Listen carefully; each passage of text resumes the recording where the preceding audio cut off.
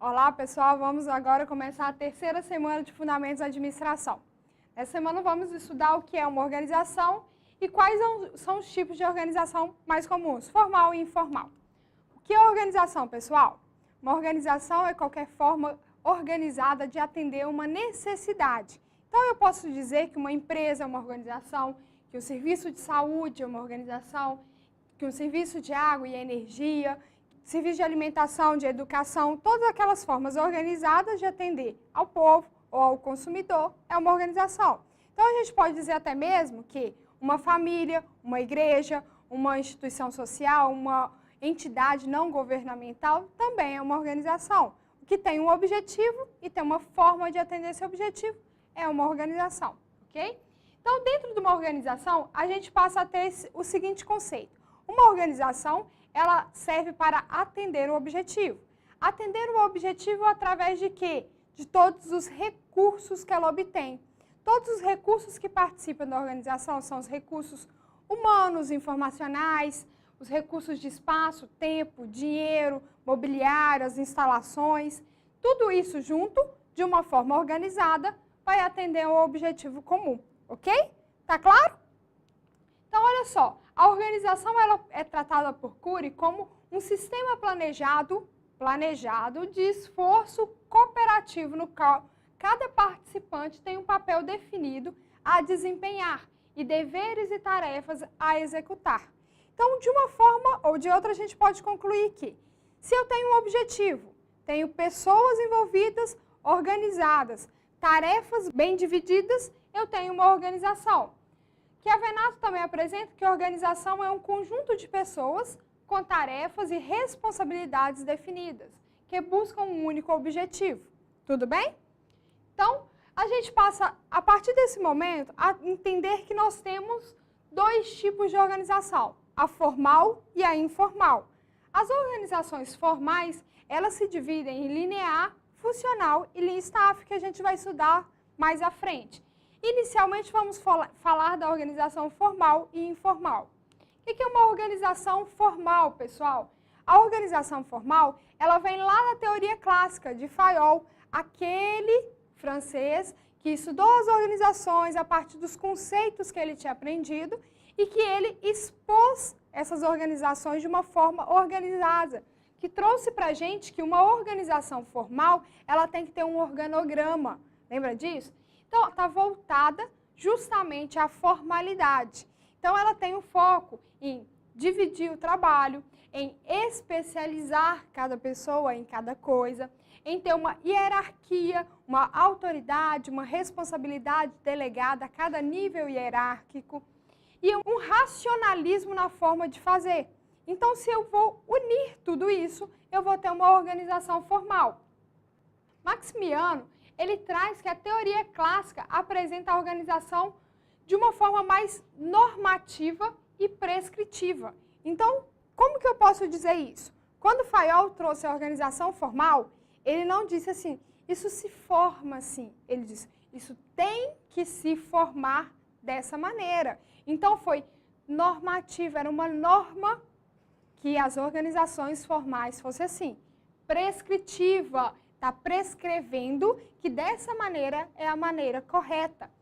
Então, a partir desse princípio, ele disse que as organizações formais, elas têm diretrizes, normas e regulamentos.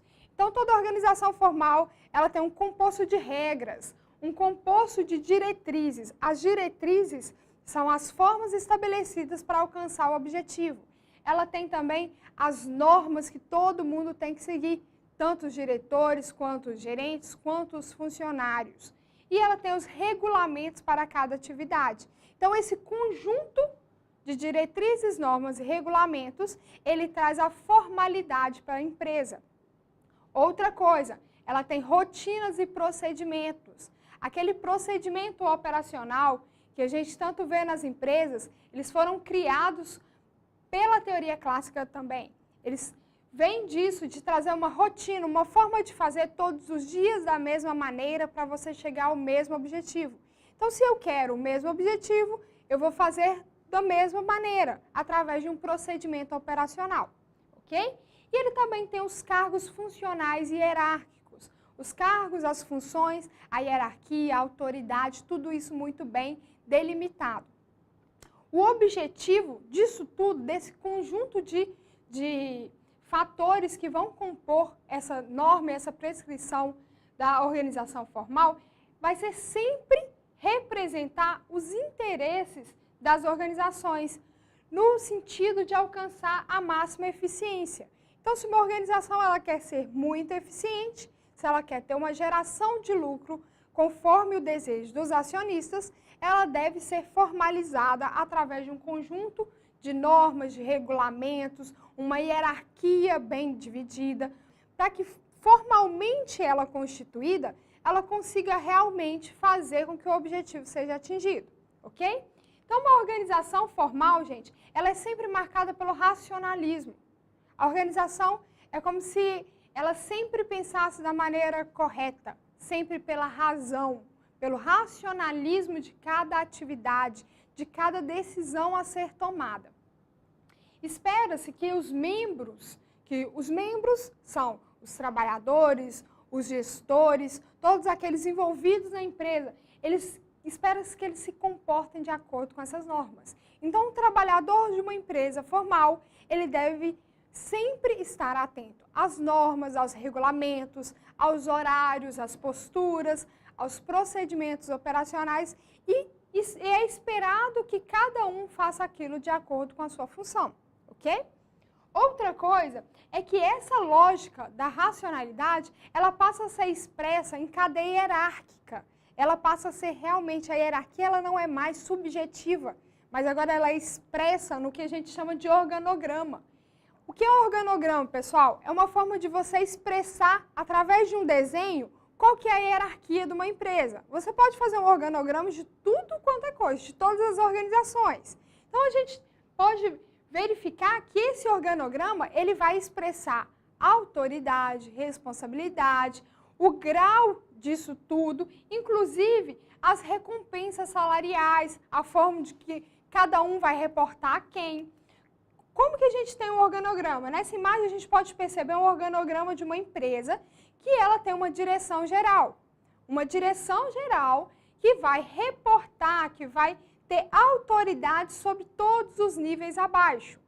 Esses níveis, que é gabinete, secretário de gabinete, eles vão ter outros níveis abaixo. Então, de baixo para cima, a gente tem crescimento salarial, crescimento de autoridade, tudo de baixo para cima.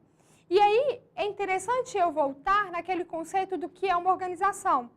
A sua família é uma organização e lá tem um organograma, não é verdade? A gente normalmente tem um organograma numa família que a gente tem o pai, ou a mãe, ou o avô, quem quer que seja que está à frente como líder daquela família, ele está acima no organograma. E depois a gente tem os filhos, os netos, quem está abaixo de acordo com a autoridade que cada um exerce, ok? Bom, a gente tem algumas vantagens na organização formal. Quais são essas vantagens? Por que uma organização formal é interessante? Primeira coisa, porque ela passa a ser uma estrutura planejada. Se é planejado, tem muito mais chance de dar certo, porque está organizado. Essa organização ela se torna mais estável, porque se você sabe a quem reportar, a quem realmente você tem que informar o que está acontecendo e receber ordens, você passa a ter uma estabilidade maior naquela organização. Outra coisa é que a comunicação de uma organização formal, ela é muito elevada, ela é simples, ela é eficaz, porque apenas quem está acima vai comunicar quem está abaixo. A formalidade, ela vai ajudar com que você tenha toda a facilidade de saber o que é certo e o que é errado, porque a formalidade, ela vai tornar as coisas muito mais burocráticas no sentido de organizadas. E ela vai ter metas definidas e produtividade sempre maior. As metas são definidas de acordo com a cadeia hierárquica e a produtividade vai ser cobrada de acordo com a cadeia hierárquica. Isso vai ser mais fácil se a empresa estiver num contexto formal. E ela vai ter uma padronização que vai trazer uma seriedade para a empresa, uma forma de trabalhar muito mais correta, muito mais clara, sem dúvidas até mesmo para os empregados. Claro que temos também desvantagens. Qual que vai ser a desvantagem maior de uma organização formal? A rotina. O trabalho rotineiro, ele acaba sendo um pouco cansativo. Ele pode ser cansativo para aquelas pessoas que estão na base de uma hierarquia, mas ele é necessário para favorecer a produtividade em grande escala. Outra desvantagem, o mecanicismo. Se uma atividade se torna mecânica, pode ser que ela tenha alguns deslizes, que ela não saia conforme planejado. Outra coisa é que essa burocracia, que é também uma vantagem, se ela estiver num grau muito alto, ela passa a ser uma desvantagem e torna as coisas um pouco mais morosas. Então, a burocracia, ela é benéfica, desde que o grau dela seja normal. Se a burocracia tiver um grau elevado, ela se torna morosa, torna o processo muito difícil, muito demorado, e isso pode ser uma desvantagem da organização formal. Outra desvantagem é a grande necessidade de controle. Se está tudo muito organizado, precisa ser tudo muito controlado. E essa grande necessidade de controle pode custar tempo e dinheiro, ok? Bom, ao contrário da organização formal, nós temos a organização informal. O que é a organização informal? A organização informal, ela surge a partir da teoria de Elton Mayer, da teoria das relações humanas, quando, através da experiência de Hawthorne, foi verificado que existem grupos informais no trabalho. Essa organização informal, elas são as interações, os relacionamentos que acontecem independente da formalidade. A relação que acontece independente dessa formalidade é aquele contato que uma pessoa tem com o chefe de outra área, com o gerente de outra área, com pessoa que hierarquicamente não é o imediato dele. Então, às vezes, essa interação, esse relacionamento, ele é paralelo ao organograma da empresa, ele é paralelo à organização formal. E aí é o que a gente vai tratar como organização informal. Essa organização informal, ela é espontânea, ela acontece. Ela não vem com aquele caráter prescritivo de uma organização formal. Ela acontece naturalmente dentro das empresas. Essa naturalidade vai se basear em quê? Nos costumes, nas tradições locais, na forma com que as pessoas vão ser tratadas, até mesmo nas normas sociais. Em algumas empresas, esses grupos informais ou a organização informal, ela é muito mais sentida do que em outras, porque isso depende mesmo até da cultura daquele país ou daquelas pessoas que estão trabalhando. Então, ela vai surgir a partir da opinião, a partir do sentimento, dessa necessidade de se relacionar. Às vezes, as pessoas dentro de uma empresa, embora elas estejam com uma equipe X, elas têm necessidade de se relacionar com outras equipes que não estão associadas na mesma organização formal, não estão associadas ao lado. Mas, informalmente, essa necessidade surge e é onde surge a nossa organização informal. Qual que é a origem dessa organização informal? Primeira origem dela, pessoal, a organização informal é aquela que acontece quando você tem um colega de trabalho que ele tem o mesmo gosto do mesmo time de futebol, mesmo gosto por política, que também tem filhos, aquelas pessoas que têm uma vida parecida, elas acabam se agrupando e formando o que a gente chama de organização informal dentro da empresa. Outra origem é a interação provocada pela própria organização formal. Já ouvi falar que chefe anda com chefe? É mais ou menos por aí, já que as pessoas se relacionam tanto durante reuniões de trabalho, durante aquelas mesmas atividades semelhantes, elas acabam constituindo uma organização informal que foi provocada justamente pela organização formal que estava dada naquela empresa. Uma outra origem é a flutuação do pessoal. Essa rotatividade, um alto turnover de pessoas, essas transferências, as promoções, ela acaba modificando a organização informal. Então, se às vezes você tem uma pessoa que ela era de um grupo e ela foi transferida para outro grupo, ou de uma gerência transferida para outra, ela acaba criando uma organização informal por intermédio daquela transferência ou por intermédio daquela promoção, ok? Outra origem são os períodos de lazer. Aquele horário de café, o horário do almoço, aquele momento que se encontra, até mesmo aquele transporte para ir trabalhar ou para voltar do trabalho, ele acaba criando essa organização informal. Então, a gente tem que essa organização informal ela vai ser espontânea. Ela não é mandada pela empresa, ela surge conforme o gosto de cada um, conforme o que cada um aprecia. Então, as pessoas começam a se relacionar de uma forma muito mais tranquila na organização informal. Quais são as características dela? Normalmente, elas têm coesão ou antagonismo. Ou as pessoas têm simpatia por outras, ou elas têm antipatia por outras. Isso gera um grupo informal. Muitas vezes, a gente tem a seguinte situação. Numa equipe de trabalho de 30, 40 pessoas, parece que a equipe é dividida, e não é. Imagine que a equipe é somente uma, mas daquela equipe, muitas são casadas e têm filhos, outros são mais jovens e ainda estudam, e por isso, naturalmente, acaba se dividindo a equipe. É o que gera realmente a organização informal. Outra coisa, o status. Alguns indivíduos, dentro desses grupos informais, eles acabam conseguindo status que não é cargo.